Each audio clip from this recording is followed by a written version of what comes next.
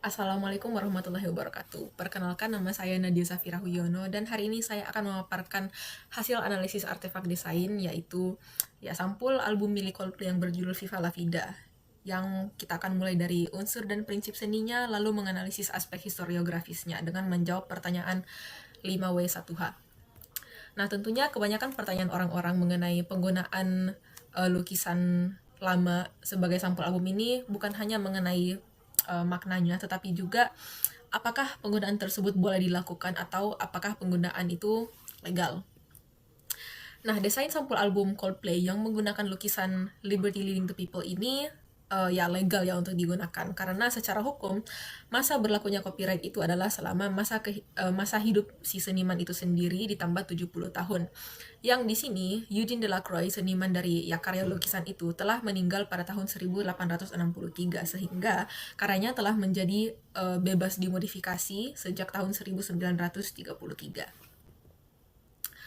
Lalu analisis unsur dan prinsip seni. Jika kita lihat dari sampulnya, terlihat warna yang digunakan adalah dominan palet warna yang gelap di area pinggir dari lukisan itu, sedangkan di bagian tengah terlihat menggunakan warna yang lebih terang, sehingga menciptakan focal point di sekitar sosok Liberty dengan para pejuang-pejuang kebebasannya.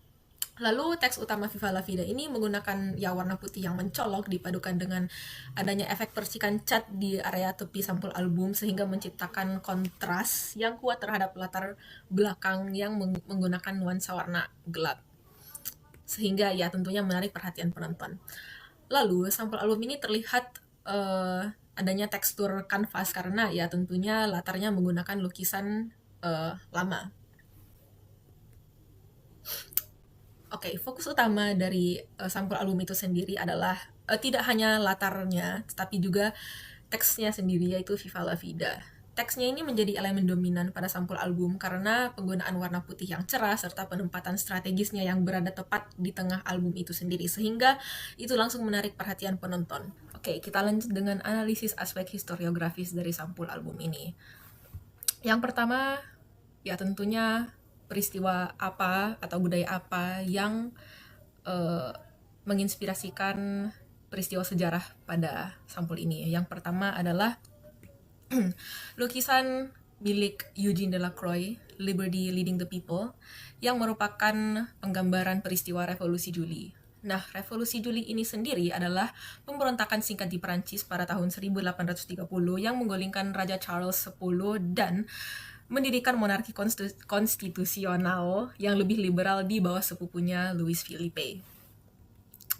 Lalu tokoh apa atau siapa yang menginspirasi penggunaan aspek sejarah dalam desain ini?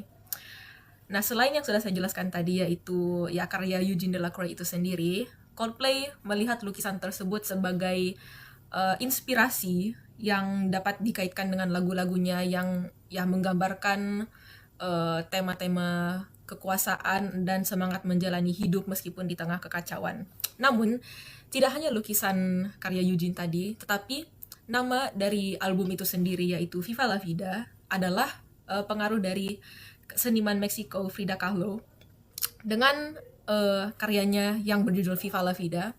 Sudah tampak di layar saat ini, yaitu terlihat lukisan buah semangka dengan ada tulisan di tengahnya Viva La Vida. Nah, jadi judulnya ini diambil dari karya seniman tersebut yang menggambarkan semangat dan perayaan hidup meskipun berada di tengah kesulitan. Karya kalau ini berfungsi sebagai inspirasi yang mendalam bagi tema album Coldplay karena menciptakan koneksi antara seni dan lirik yang mengangkat isu kehidupan yang sangat kompleks ya. Viva La Vida itu sendiri berarti panjang umur atau long live. Lalu, kapan desain ini dirancang? Nah, perancangan album ini sendiri sudah dimulai sejak November tahun 2006 sampai April 2008. Lalu album ini dirilis secara global dan resmi pada tanggal 12 Juni 2008. Album ini tentunya dapat ditemukan di mana saja di toko musik yang menjual mungkin bisa jadi album atau mungkin vinyl. Dapat ditemukan di toko mana saja dan tentunya sekarang juga dapat didengarkan di platform online seperti Spotify atau YouTube. Oke, mengapa Coldplay menggunakan karya-karya ini di dalam sampul albumnya? Nah, yang pertama lukisan ini alias ya lukisan Liberty Leading the People tadi berhasil merepresentasikan dinamika kekuasaan serta semangat revolusi yang tentunya sejalan dengan tema lirik album tersebut. Lalu nama albumnya yaitu Viva la Vida dari karya milik Frida Kahlo tadi. Ya tentunya karena lukisannya itu sendiri melambangkan semangat hidup dan perlindungan diri. Oke, sekarang bagaimana pengadaptasian karya-karya sejarah ini dalam sampul album Coldplay? Lukisan Liberty Leading the People ini, karya Eugene Delacroix, diadaptasikan menjadi sampul album Viva la Vida dengan memperlihatkan potongan tengah dari lukisan original tersebut yang sekarang berfokus pada sosok Liberty dengan para pejuang di sekitarnya ya. Lalu tulisan Viva la Vida ini sendiri yang diambil dari judul karya Frida Kahlo ditulis dalam gaya brushstroke kasar berwarna putih yang diperkuat dengan ya adanya cukup terlihat ya di sini percikan cat putih di bagian pinggiran sampul. Nah, ini dilakukan untuk menciptakan keterkaitan antara narasi revolusi dengan tema kebangkitan yang ingin disampaikan dari Coldplay. Menurut saya, desain sampul album ini yang menggunakan lukisan lama yang pertama Liberty Leading the People dengan judul albumnya yang terinspirasi dari